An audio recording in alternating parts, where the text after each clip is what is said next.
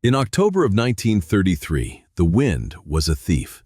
It came across the plains of Nebraska with nothing to stop it, a dry, scouring force that stole the last of the topsoil and the last of the hope from the faces of the men who watched it pass. The Dust Bowl years had been a relentless series of punishments, and this year's harvest was not a harvest at all. It was a salvage operation. Men walked their fields and gathered what little had survived the drought and the dust, their shoulders slumped with the certainty of the hunger to come. The sky was a pale, washed-out gray, a canvas that promised no rain, only a slow, draining descent into the killing cold of winter. In the small, struggling community of Prairie Ridge, the signs were everywhere. The general store shelves were thinning. The lines of credit had been stretched past their breaking point and had finally snapped.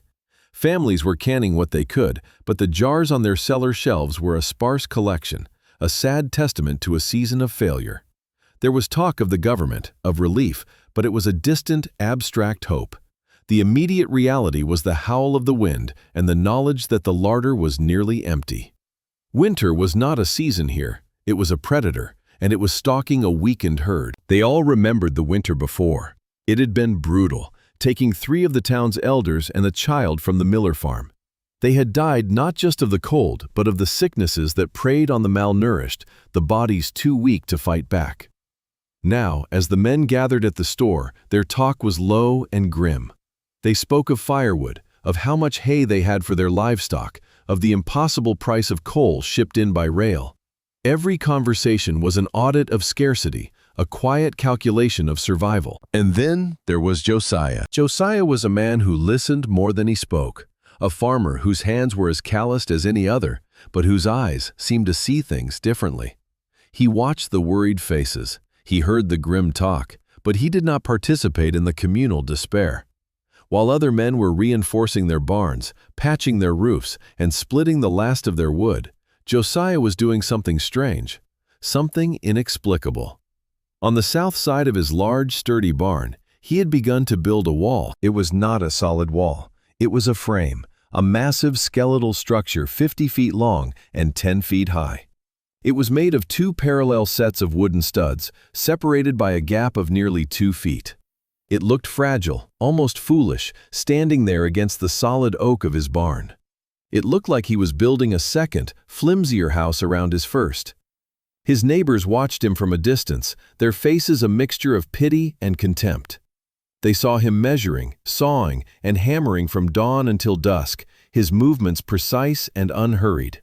He was wasting precious lumber. He was wasting precious time. The whispers started at the general store, then spread through the small church congregation. What was Josiah doing? Had the hardship finally broken him? He wasn't hoarding food or fuel. He was building a ghost of a building, a hollow, useless thing that the first winter storm would surely tear to pieces.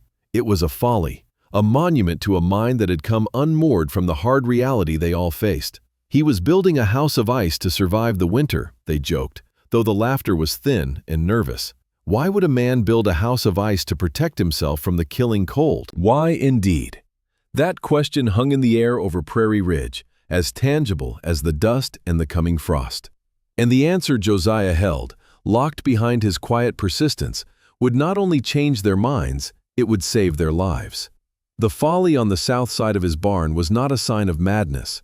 It was a work of forgotten genius. It's a powerful thing to see a problem that everyone else has accepted as unsolvable and to quietly begin building the solution. It's a lonely road and one that often invites ridicule before it earns respect. If you believe in the power of that kind of quiet innovation, do me a favor and hit that like button.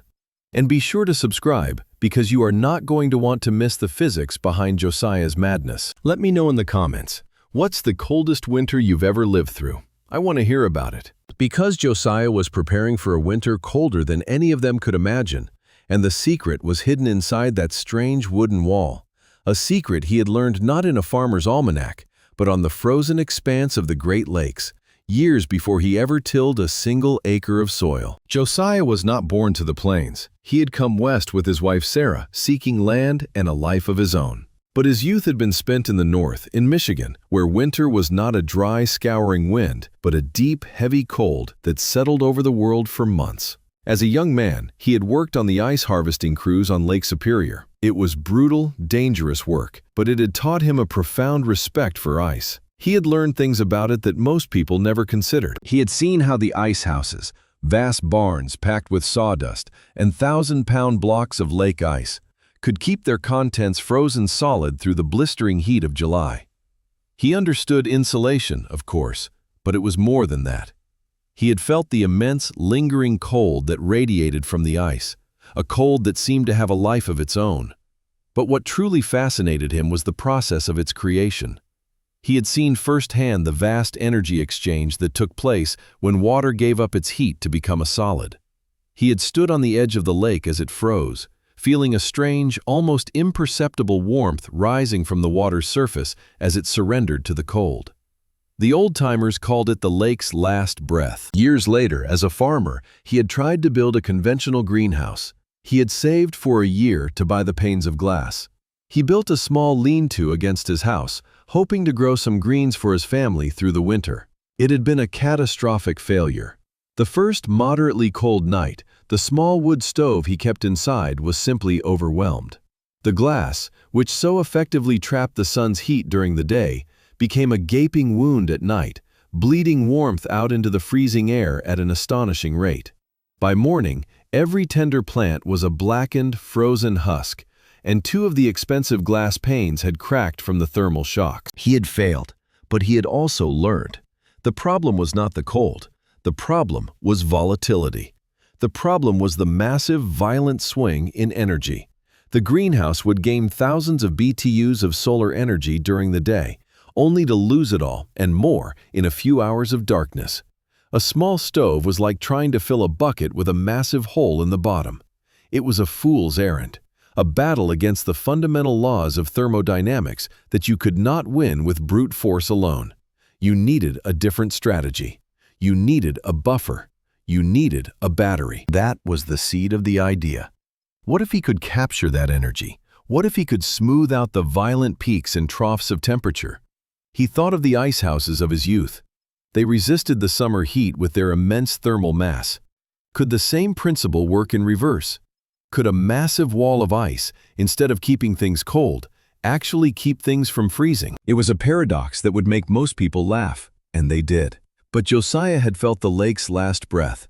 He knew that when water freezes, it does not simply get cold. It actively releases energy. It is an exothermic process. Scientists called it the latent heat of fusion. For water, that release is enormous. To turn 1 pound of water at 32 degrees Fahrenheit into 1 pound of ice at 32 degrees Fahrenheit, you had to remove 144 British thermal units, or BTUs. Those BTUs didn't just vanish. They had to go somewhere. They were released into the surrounding environment as heat. Josiah had done the calculations in his head, pacing his barren fields. His hollow wall was 50 feet long, 10 feet high, and 2 feet thick. That was a volume of 1,000 cubic feet. A cubic foot of water weighed about 62.4 pounds. His wall, when filled, would hold over 62,000 pounds of water, over 30 tons of it. He multiplied it out, scratching the numbers onto a piece of scrap wood with a nail. 62,400 pounds of water, each pound releasing 144 BTUs as it froze. The total came to nearly 9 million BTUs of heat energy. 9 million. It was a staggering number. A good wood stove might put out 40,000 BTUs per hour, and it had to be fed constantly. Josiah's wall would release its energy slowly, passively, over the course of days or even weeks as the mass of water gradually turned to solid ice. And this heat would be released at the perfect temperature, 32 degrees Fahrenheit. It was a self-regulating system. As long as there was liquid water in the wall left to freeze, the temperature of the ice-water mixture could not drop below 32 degrees. The phase change itself would hold the temperature steady. This heat would radiate inward into the growing space he was building between the wall and his barn. Once the water was fully frozen, the benefit would change but not disappear. The wall would then become a colossal thermal mass, a 2-foot thick, 50-foot long block of solid ice. During the day, The low winter sun would shine through the translucent ice, providing diffuse, gentle light for the plants. That sunlight would also carry heat, which would warm the air and the soil inside the greenhouse. Some of that heat would be absorbed by the immense ice wall, which would warm by a few fractions of a degree. A tiny bit of the inner surface might even melt. Then, at night, when the outside temperature plummeted, the process would reverse. The greenhouse would start to lose heat to the outside world through its angled, glazed roof. But it would also be gaining heat from the ice wall, which would now be warmer than the surrounding air. The wall would radiate its stored energy back into the space, preventing the temperature from crashing. If any of the surface water had melted, it would now refreeze, releasing that potent latent heat all over again. The ice wall was a buffer, a massive passive thermal battery that would absorb energy when it was plentiful and release it when it was scarce. The structure itself was designed around this principle. The north, east, and west walls of the greenhouse were the heavily insulated walls of the barn itself. There would be almost no heat loss in those directions. The roof was a single long slope of glazed sashes he had built himself, angled at a steep 60 degrees to perfectly catch the low arc of the winter sun. The only other wall was the great south wall, the wall of ice. It would stand guard against the bitter north wind, and it would simultaneously illuminate and warm the space behind it. It was not a refrigerator. It was a thermal flywheel. He understood that the light would not be as bright as through clear glass. The ice would be cloudy, filled with trapped air bubbles, but it would be translucent. It would transmit enough diffuse light for the hardy cold-weather crops he planned to grow. Spinach, kale, chard, tough winter lettuces. These were plants that didn't need the intense heat of summer. They just needed to be kept from freezing solid. They could thrive in the cool, stable environment the ice wall would create. An environment hovering just above the freezing point, day and night, regardless of the Arctic fury raging outside. This was the secret. This was the elegant, simple physics that he did not have the words to explain to his neighbors. So he didn't try. He just kept building. He used rough-sawn lumber, nothing fancy. He sealed the joints with pine tar he made himself. He rigged a small manual pump to draw water from his well. He was not just building a wall, he was building a vessel, a container for the principle he knew to be true. He worked with the quiet confidence of a man who is not guessing, but who is merely revealing a truth he has already discovered. The laughter and the whispers did not bother him. They were just noise. The signal was the coming cold, and he was preparing to answer it. The first hard frost arrived in late October. The ground stiffened, and the morning air was sharp in the lungs. While his neighbors rushed to bring in the last of their meager crops, Josiah began to fill the wall. He did not fill it all at once. That would be a mistake. The immense pressure of the water could burst the wooden frame, and if it all froze at once, the expansion could splinter the strongest oak. He proceeded with the same patience he had shown in its construction. He pumped in a 6-inch layer of water along the entire 50-foot length of the wall. Then he waited. The temperature that night dropped into the low 20s. By morning, the water had frozen into a solid sheet of ice. He checked the seams. They were holding. The wood had groaned under the strain of the expansion, but it held. That afternoon, he added another 6 inches of water on top of the first layer of ice. He repeated this process day after day. A layer of water, a night of freezing. A slow, methodical construction of his great wall from the inside out. The town watched this bizarre ritual with a kind of morbid fascination. They saw him out there with his hand pump in the gray, cold afternoons, a solitary figure engaged in what seemed to be the height of futility. The mockery grew louder and more open. At the general store, the men didn't bother to lower their voices when Josiah came in for supplies. "Heard you're building a skating rink, Josiah," one would call out. "A vertical one," another would add, to a round of coarse laughter. They called it Josiah's Folly. Some took to calling it his Ice Palace, a name dripping with sarcasm. They made bets on when it would collapse. Most figured the first big snow would do it. Others thought the ice itself would tear it apart from the inside. No one believed it would work. It was a heavy burden, not just for him, but for his family. His son, a boy of 10, came home from school with a bruised eye. He had gotten into a fight with a boy who had called his father crazy. Josiah said nothing, just cleaned the boy's face with a damp cloth, his touch gentle but his jaw set like iron. The most pointed criticism, however, came not from the town gossips, but from the one man whose opinion was held as gospel in matters of agriculture, Arthur Vance. Vance was the county agricultural agent, a man with a formal education from the state university. He was a good man, dedicated and intelligent, but his knowledge came from textbooks and university-approved pamphlets. He believed in science, but only the science that had been vetted, tested, and printed in black and white. Vance drove out to Josiah's farm in his black Ford Model A cloud of dust trailing behind him. He found Josiah preparing to pump another layer of water into the now half-full wall. Vance got out of his car, his face etched with sincere concern. He was not there to mock, but to intervene. "Josiah," he began, his voice calm and reasonable. "I've been hearing things. I had to come see for myself.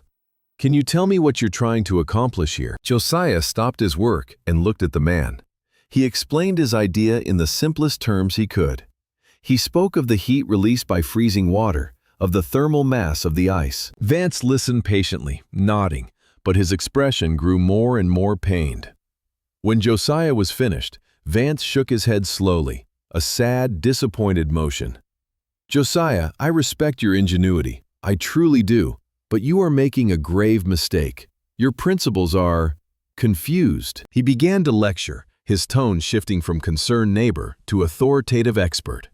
"You're talking about latent heat, and yes, that's a real phenomenon. But the amount of heat released is trivial compared to the heat you will lose to the outside air. You're building a structure made of the very essence of cold. Ice doesn't generate warmth, Josiah. It absorbs it. You're building a refrigerator for your plants, not an incubator." He pointed a finger at the wooden frame, and the structure itself is unsound. The expansive force of ice is one of the most powerful forces in nature. It can split granite. It will tear this pine frame to splinters before Christmas. You are wasting good lumber that you could be burning to keep your family warm. You are wasting time and energy that you should be using to secure your root cellar. He placed a hand on Josiah's shoulder. "Please, I'm telling you this as a friend, and as the man responsible for the agricultural well-being of this county. Abandon this project. It is dangerous, and it is doomed to fail. Cut your losses now." Josiah listened to every word. He did not argue. He did not try to defend his calculations. He simply looked at Arthur Vance, then at his wall, and said, "I believe it will work." Vance sighed, the sound of a man who had done his best and failed. He dropped his hand from Josiah's shoulder. "I'm sorry to hear that," he said, his voice now cold and formal. "I cannot endorse this. I will have to note it in my report as an ill-advised and potentially hazardous private project." He turned and walked back to his car, leaving Josiah alone with his work. The visit from Vance solidified public opinion. If Arthur Vance, the educated expert, said it was a fool's project, then it was a fool's project. The town was no longer just mocking Josiah. They were pitying him. He was a man clinging to a delusion while his family faced starvation. That evening, the pressure reached its peak inside his own home. His wife Sarah, who had borne the whispers and stares in town with quiet dignity, finally broke. She stood in the kitchen, her hands twisting a dish towel, her face pale with worry. "He came today," she said, her voice barely a whisper. "Mr. Vance." Josiah nodded, not looking up from the harness he was mending. "He told me, Josiah. He told me it was a death trap, that it would collapse, that you're building a house of cold. People are laughing at us. They think you've lost your mind. Our own son is fighting at school because of it." Her voice cracked. "We have so little. That lumber, the pump, your time. What if he's right? What if this all comes to nothing? We will have wasted everything. We will have nothing left." Josiah finally put down the harness and looked at his wife. He saw the genuine fear in her eyes, the exhaustion from months of worry and social isolation. He walked over to her and took her hands in his. They were rough, but his touch was gentle. He did not give her a lecture on thermodynamics. He did not show her his calculations on the scrap of wood. He simply looked into her eyes and said, "Sarah, have I ever let you down?" She shook her head. a single tear tracing a path through the dust on her cheek. "Trust me," he said. "It will work." It was not an explanation. It was a promise. And for Sarah, for now, it was enough. She nodded, squeezed his hands, and turned back to the stove. The conversation was over. Josiah returned to his work. He knew he was alone in his conviction. His community, the experts, even his own family's faith was hanging by a thread. He had no one to rely on but himself and the immutable laws of nature he had observed so long ago. He stood in the deepening twilight, the cold air biting at his exposed skin, and looked at his creation. The wall was nearly full now, a towering 50-foot-long slab of cloudy, layered ice held in a wooden corset. It looked impossible. It looked absurd. But as he laid a hand on the outer planking, he could feel a deep, resonant solidity. He was not arguing with anyone. He was simply letting the results speak for themselves. And the results, he knew, were coming. They were coming with the north wind. By mid-November, the wall was complete. A solid 2-foot-thick monolith of ice, weighing more than 30 tons, stood as the south wall of his new greenhouse. Inside the space, he had prepared his garden beds, the soil rich with compost he had been tending for years. He planted his seeds and seedlings, kale, chard, spinach, and a few hardy varieties of lettuce. The air inside was cool and damp, with a strange, clean smell, like the air after an ice storm. The light that filtered through the great wall was pale and ethereal, a diffuse glow that filled the entire space evenly. Now, all he could do was wait. He waited for the plants to grow, and he waited for the winter to arrive in earnest. It did not keep him waiting long. The first week of December, the sky turned the color of lead. The wind, which had been a constant nagging presence, fell eerily silent. A strange, oppressive stillness settled over the plains. The old-timers looked at the sky and felt a knot of dread in their stomachs. They recognized this quiet. It was the deep breath a predator takes before it strikes. The radio, crackling with static, brought the news. A weather system of unprecedented size and cold was descending from the Arctic. An Alberta clipper, the announcer called it. But this was no ordinary storm. It was a vast, cohesive mass of polar air, a sprawling dome of cold that was pushing south with incredible force. The announcer's voice, usually so calm and measured, carried a new edge of urgency. He spoke of record-low temperatures, of life-threatening wind chills. He advised everyone to stay indoors, to stock up on supplies, to protect their livestock. It was a warning. Then the snow began. Not a gentle flurry, but a fine, hard-driven powder, like sand. It came not from above, but horizontally, driven by a rising wind that shrieked like a banshee. Within hours, the world vanished into a churning vortex of white. The temperature, which had been hovering in the teens, began to plummet. It dropped 10 degrees in an hour, then another 10. The storm was a siege. For 3 days, it did not relent. The wind howled, a physical force that rattled window panes and forced its way through the tiniest cracks in the walls of the farmhouses. The snow piled into massive drifts, burying fences, blocking roads, and isolating every family in its own small fortress of survival. And the cold. It was a cold unlike any they had ever known. It was not just an absence of heat. It was an active, aggressive presence. It felt heavy, a physical weight that pressed down on the world. Metal became brittle and snapped. Wood groaned and contracted. The very air seemed to thin, sharp and painful to breathe. The thermometer on the porch of the general store dropped to 10 below zero, then 20, then 25 below, and there it stayed, pinned for days on end. The wind chill made it feel like 50 below. It was a cold that could kill a man in minutes. Inside the homes of Prairie Ridge, a desperate battle was being fought. Families huddled around their wood stoves, feeding them constantly. The precious wood piles, which were supposed to last all winter, were dwindling at a terrifying rate. People started burning fence posts, then old furniture. The cold was insatiable. It leached the warmth from their homes as fast as they could generate it. Frost crept up the inside of their windows, thick and opaque. Drafts they had never noticed before became icy daggers. The town's livestock began to die. Cows, even inside the barns, froze where they stood. The chickens in their coops were found as solid feathered lumps. The failure was systemic. The traditional methods, the accumulated wisdom of generations of farmers, were proving utterly inadequate against this level of Arctic fury. The thin walls of their homes, the drafty construction of their barns, the reliance on a single, fuel-hungry source of heat, it was all failing. Despair, colder than the wind itself, began to creep into their hearts. Their food was limited, their fuel was running out, and the storm showed no signs of breaking. On the second day of the blizzard, Arthur Vance stood in his own kitchen, watching his wife feed splintered pieces of a broken rocking chair into their stove.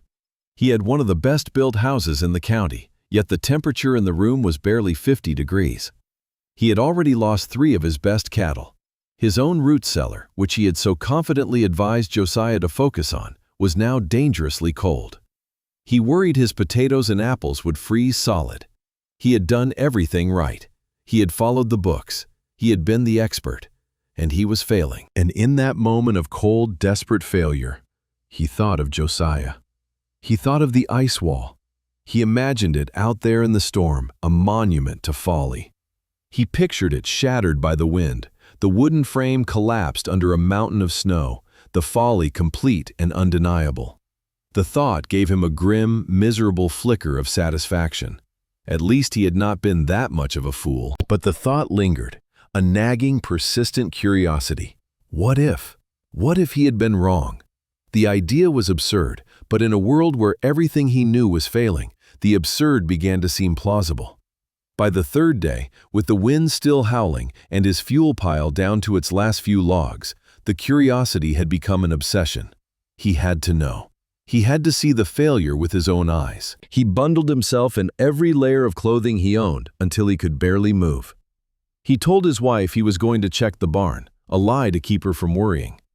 He wrapped a scarf around his face, pulled his hat down low, and stepped out into the storm. The force of the wind nearly knocked him off his feet.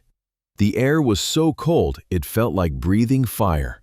Snow, as fine and sharp as grit, blasted his exposed skin.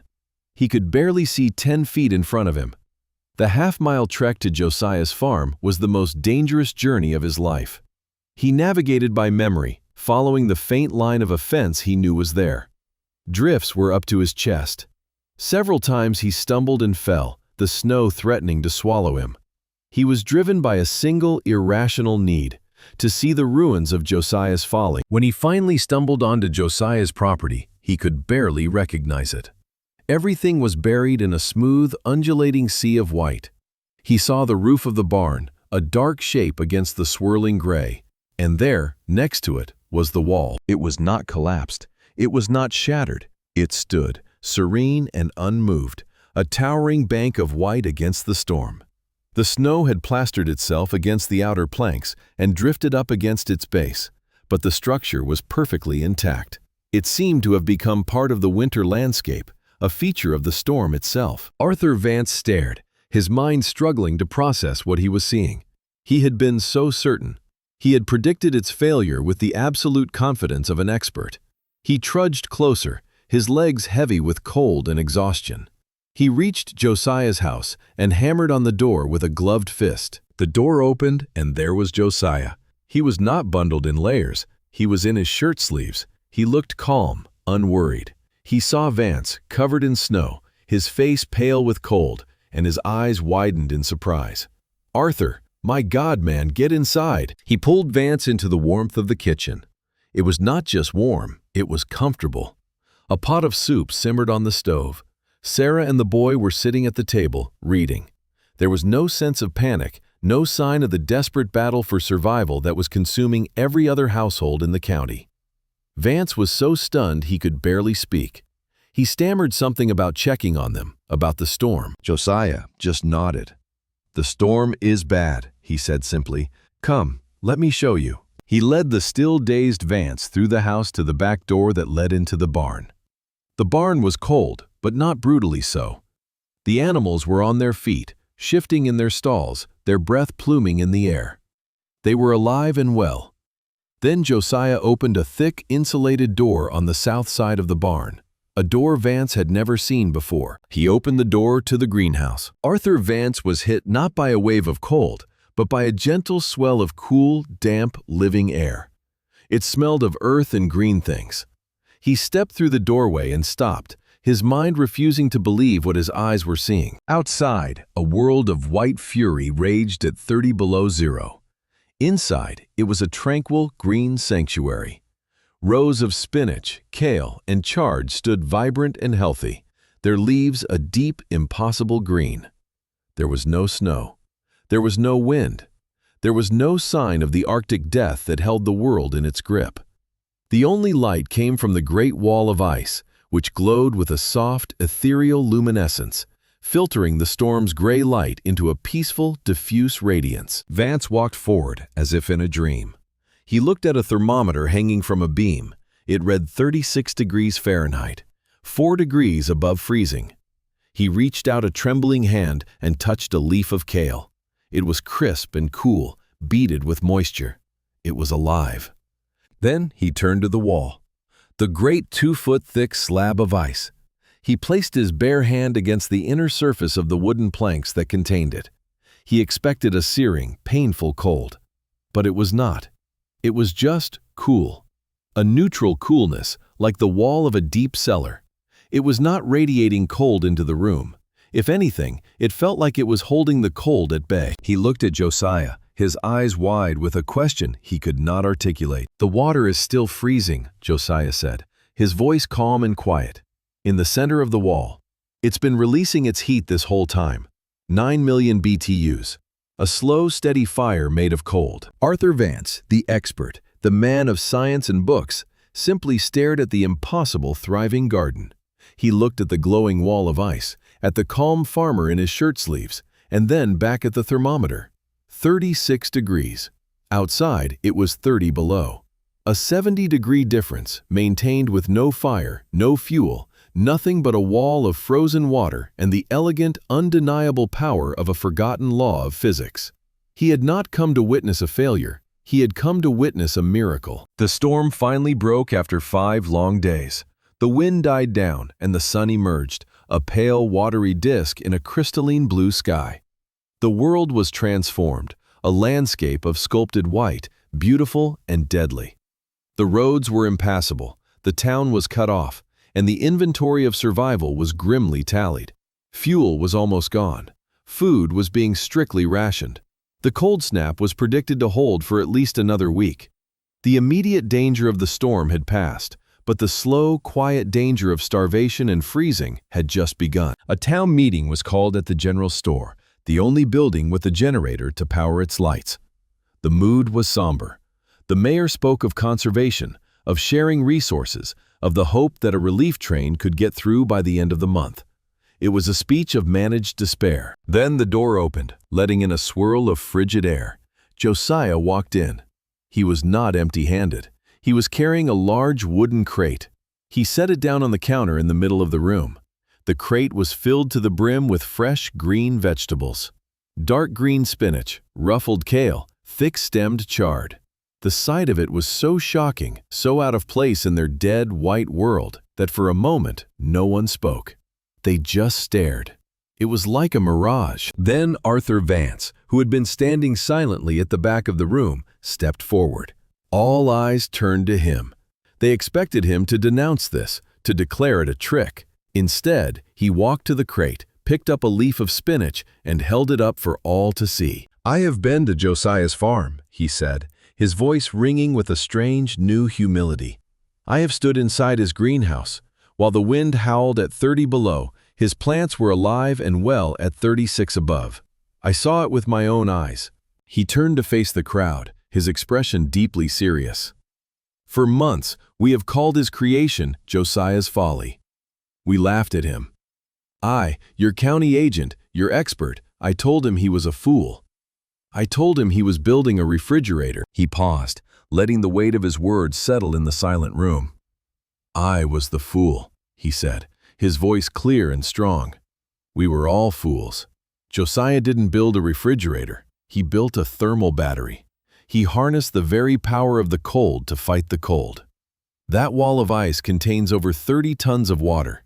As it froze, it released nearly 9 million BTUs of heat into that small space. Enough to heat a small house for a week. He did it with no fuel. no fire, just a deep understanding of the world that we have forgotten. Vance looked directly at Josiah, his eyes filled with a profound and public respect. He has not just saved his own crops, he may have just saved this town. The crate of greens was the first of many. Every day, Josiah would load a sled and make the trip to town, delivering fresh food that was distributed to the families most in need. It was more than just sustenance, it was a potent dose of hope. The fresh vitamins staved off the sicknesses that had begun to take hold. The simple act of eating something green and living in the midst of a dead winter was a powerful psychological balm. It was a reminder that life persisted, that ingenuity could triumph over brute force. When the roads were finally cleared and the supply trains got through, the worst of the crisis was over. But the legend of Josiah's ice wall was just beginning. Arthur Vance became its most fervent evangelist. He meticulously documented everything. He kept a log of the temperatures inside and outside the greenhouse, charting the incredible stability of the interior environment. He calculated the crop yield per square foot. He wrote a detailed report, complete with diagrams, explaining the principles of latent heat and thermal mass, and sent it to the state university. He called his report, "The Prairie Ridge System, Passive Thermal Regulation in Extreme Climates." But everyone in town just called them Josiah's Gardens. The following autumn, a strange new kind of construction boom happened in the county. On the south side of half a dozen barns, hollow-walled frames began to appear. Josiah, who never sought the spotlight, found himself in the unfamiliar role of teacher and consultant. He quietly answered questions, offered advice on lumber and joinery, and showed his neighbors the slow, patient process of filling the walls, layer by layer. He never once mentioned their earlier mockery. He never said, "I told you so." He just shared his knowledge freely, letting the results speak for themselves, as he always had. The ice wall farms became a local institution. They were refined over the years. Some people experimented with adding dark stones inside the greenhouse to create more thermal mass. Others found that a thin layer of soot on the ice could increase its absorption of solar radiation. But the core principle remained the same. It was a low-tech, high-concept solution born of desperation and observation. It provided not just food, but a measure of security and independence in a world that was increasingly uncertain. The legacy of Josiah's innovation spread further than he could have ever imagined. Vance's report, initially met with skepticism by the university academics, was eventually published in a national agricultural journal. The idea was picked up by homesteaders and farmers in other cold climates, from the mountains of Montana to the plains of Canada. It was a perfect example of what would later be called appropriate technology. It used locally available materials, was simple to construct, and relied not on expensive fuel, but on the elegant, free, and inescapable laws of physics. In a way, Josiah's ice wall was a precursor to the entire field of passive solar design. It embodied the core tenets of the philosophy. Work with nature, not against it. Use the climate's own challenges as part of the solution. Store energy when it is abundant and release it when it is scarce. The principles behind his glowing wall of ice are the same ones at work in modern, energy-efficient homes with thick insulation, south-facing windows, and high-mass materials like concrete and stone. He hadn't invented a new machine. He had rediscovered a timeless strategy. Josiah never became famous. He never patented his design or made a fortune from it. He lived out his life as a quiet, respected farmer in Prairie Ridge.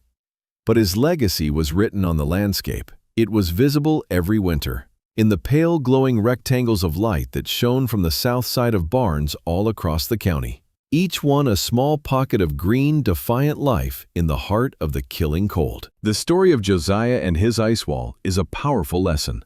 It teaches us that the most elegant solutions are often the simplest. It reminds us that conventional wisdom is only wise until it fails. And it shows us that true expertise isn't always found in a book or a degree, but sometimes in the quiet observations of a man who paid close attention to the world around him, who dared to look at a problem upside down, and who had the courage to build his convictions out of wood, water, and ice. He saw that the enemy, the bitter, life-stealing cold, held the secret to its own defeat. He didn't fight the winter. he harnessed it. If you found this story of ingenuity and quiet persistence as powerful as I did, I'd be honored if you'd hit that subscribe button and join our community. We explore forgotten wisdom like this every week, and please drop a comment below. I'm curious to know, what modern technology do you think is overly complicated and could be replaced by a simple, elegant solution from the past? The world is full of complex problems, and we are often told they require complex, high-tech solutions. But sometimes the answer isn't a new invention. Sometimes it's a forgotten principle. Josiah's story is a testament to the power of looking at the fundamental forces of nature not as adversaries to be conquered, but as partners to be understood. He saw the warmth hidden in the heart of the cold, and in doing so, he brought life to a world that had surrendered to winter. He proved that sometimes the most radical innovation is to simply remember how the world already works. Disclaimer: this story is for educational and entertainment purposes only. The characters and specific events depicted are fictionalized for narrative effect. The underlying scientific and engineering principles are based on historical practices and the laws of physics. The application of any building or agricultural technique, historical or modern, should be done in consultation with qualified professionals and in strict compliance with all local building codes, safety regulations, and laws.